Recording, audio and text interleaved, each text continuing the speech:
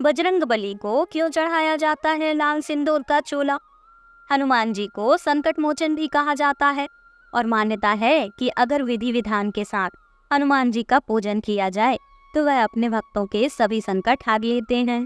मंगलवार व शनिवार का दिन हनुमान जी को समर्पित है और इस दिन उनको यदि सिंदूर चढ़ाया जाए तो वह अति प्रसन्न होते हैं।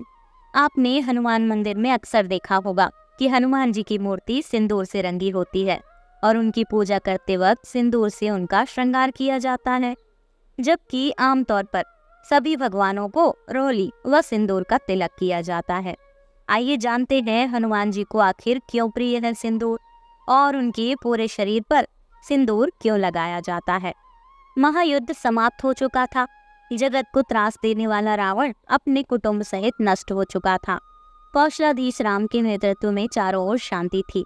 राम का राज्याभिषेक हुआ। राजा राम ने सभी वानर और राक्षस मित्रों को ससम्मान विदा किया। अंगद को विदा करते समय राम रो पड़े। हनुमान को विदा करने की शक्ति तो श्री राम में भी नहीं थी। माता सीता भी उन्हें पुत्रवत मानती थी, इसीलिए हनुमान अयोध्या में ही रह गए। राम दिन भर दरबार में शासन व्यवस्था में व्यस्त रहे। संध्या को जब शासकीय कार्यों से छूट मिली तो गुरु और माताओं का कुशल क्षेम पूछकर भगवान राम अपने कक्ष में आए। हनुमान उनके पीछे पीछे ही थे। राम के निजी कक्ष में उनके सारे अनुज अपनी अपनी पत्नियों के साथ उपस्थित थे। वनवास, युद्ध और फिर अनंत औपचारिकताओं के पश्चात यह प्रथम अवसर था जब पूरा परिवार एक साथ उपस्थित था। राम, सीता और लक्ष्मण को तो नहीं, परंतु अन्य वधुओं को एक बाहरी व्यक्ति अर्थात हनुमान का वहां होना अनुचित प्रतीत हो रहा था, क्योंकि शत्रुघ्न सबसे छोटे थे। अतः वे ही अपनी भाभियों और अपनी पत्नी की इच्छा पूर्ति हेतु संकेतों में ही हनुमान को कक्ष से जाने के लिए कह रहे थे। पर आश्चर्य की बात कि हनुमान जैसा ज्ञाता भी ये मामूली संकेत समझने में असमर्थ हो रहा था। उनकी उपस्थिति में ही बहुत देर तक सारे परिवार ने जी भर कर बातें की। फिर भरत को ध्यान आया कि भैया भाभी को भी एकांत मिलना चाहिए। अतः उन्होंने राम से आज्ञा ली और सबको जाकर विश्राम करने की सलाह दी। सब उठे और राम जानकी का चरण स्पर्श कर जाने को हुए, परंतु हनुमान वहीं बैठे रहे। उन्हें देख अन्य सभी उनके उठने की प्रतीक्षा करने लगे कि सब साथ में ही बाहर निकलें। राम ने मुस्कुराते हुए हनुमान से कहा, क्यों वीर, तुम भी जाओ, तनिक विश्राम कर लो। हनुमान बोले, प्रभु आप सम्मुख हैं, इससे अधिक विश्रामदायक भला कुछ हो सकता है क्या? मैं तो आपको छोड़कर नहीं जाने वाला। शत्रुघ्न तनिक क्रोध से बोले, परंतु भैया को विश्राम की आवश्यकता है, कपीश्वर उन्हें एकांत चाहिए। हनुमान बोले, हाँ तो मैं कौन सा प्रभु के विश्राम में बाधा डालता हूँ, मैं तो यहाँ प्रभु के चरणों में बैठा हूँ। शत्रुघ्न बोले, आपने कदाचित सुना नहीं, भैया को एकांत की आवश्यकता है। हनुमान बोले, पर माता सीता तो यही हैं, वे भी तो नहीं जा रही, फिर मुझे ही क्यों निकालना चाहते हैं आप? शत्रुघ्न ने कहा, भाभी को भैया के साथ एकांत में भी साथ रहने का अधिकार प्राप्त है, क्या उनके माथे पर आपको सिंदूर नहीं दिखता? हनुमान आश्चर्यचकित रह गए। प्रभु श्री राम से बोले, प्रभु क्या यह सिंदूर लगाने से किसी को आपके निकट रहने का अधिकार प्राप्त हो जाता है? राम मुस्कुराते हुए बोले, अवश्य, यह तो सनातन प्रथा है हनुमान। यह सुनकर हनुमान तनिक मायूस होते हुए उठे और राम जानकी को प्रणाम कर बाहर चले गए। प्रातः राजा राम का दरबार लगा था। साधारण औपचारिक कार्य हो रहे थे कि नगर के प्रतिष्ठित व्यापारी न्याय मांगते दरबार में उपस्थित हुए। ज्ञात हुआ कि पूरी अयोध्या में रात भर व्यापारियों के भंडारों को तोड़कर हनुमान उत्पात मचाते रहे। राम ने यह सब सुना और सैनिकों को आदेश दिया कि हनुमान को राजसभा में उपस्थित किया जाए।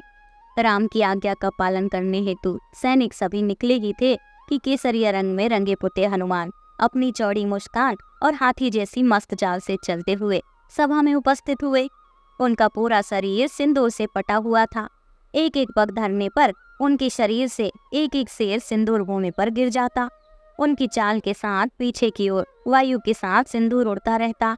राम के निकट आकर उन्होंने प्रणाम किया। अभी तक सन्न होकर देखती सभा एकाएक जोर से हंसने लगी।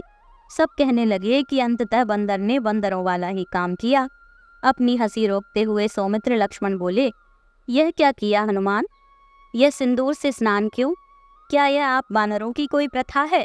हनुमान प्रफुल्लित स्वर में बोले, अरे नहीं भैया, यह तो आर्यों की प्रथा है। मुझे कल ही पता चला कि अगर एक चुटकी सिंदूर लगा लो तो प्रभु राम के निकट रहने का अधिकार मिल जाता है। तो मैंने सारी अयोध्या का सिंदूर लगा लिया। क्यों प्रभु, अब तो कोई मुझे आपसे दूर नहीं कर पाएगा ना। सभा के समस्त लोग हंस रहे थे, किंतु भरत हाथ जोड़े अश्रु बहा रहे थे। यह देख शत्रुघ्न बोले, भैया सब हंस रहे हैं और आप रो रहे हैं, क्या हुआ? भरत स्वयं को संभालते हुए बोले, अनुज तुम देख नहीं रहे, वानरों का एक श्रेष्ठ नेता, वानर राज का सबसे विद्वान मंत्री, कदाचित संपूर्ण मानव जाति का सर्वश्रेष्ठ वीर, सभी सिद्धियों सभी निधियों का स्वामी, वेद पारंगत, शास्त्र मर्मज्ञ, यह कपिश्रेष्ठ अपना सारा गर्व सारा ज्ञान भूलकर कैसे राम भक्ति में लीन है। राम की निकटता प्राप्त करने की कैसी उत्कंठ इच्छा, जो यह स्वयं को भूल चुका है। ऐसी भक्ति का वरदान कदाचित ब्रह्मा भी किसी को न दे पाए।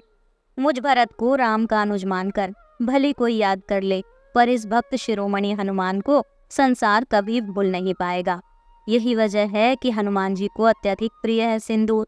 प्रत्येक मंगलवार को जो भी भक्त हनुमान जी को सिंदूर का चोला चढ़ाते हैं, उन पर प्रभु श्री राम विशेष कृपा बरसाते हैं।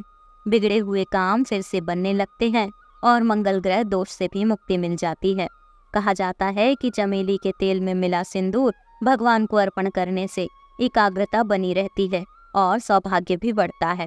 धार्मिक मान्यताओं के अनुसार यदि कोई भक्त किसी संकट से जूझ रहा है, तो हनुमान जी को सिंदूर का चोला चढ़ाने से उसके सभी संकट दूर होते हैं। इससे हनुमान जी प्रसन्न होकर अपने भक्तों पर कृपा बरसाते हैं। इसके अलावा यह भी कहा जाता है कि सिंदूर चढ़ाने से हनुमान जी अपने भक्त के जीवन में आ रही सभी बाधाओं को दूर करते हैं और सुख समृद्धि का आशीर्वाद देते हैं। बोलो जय श्री राम, जय हनुमान।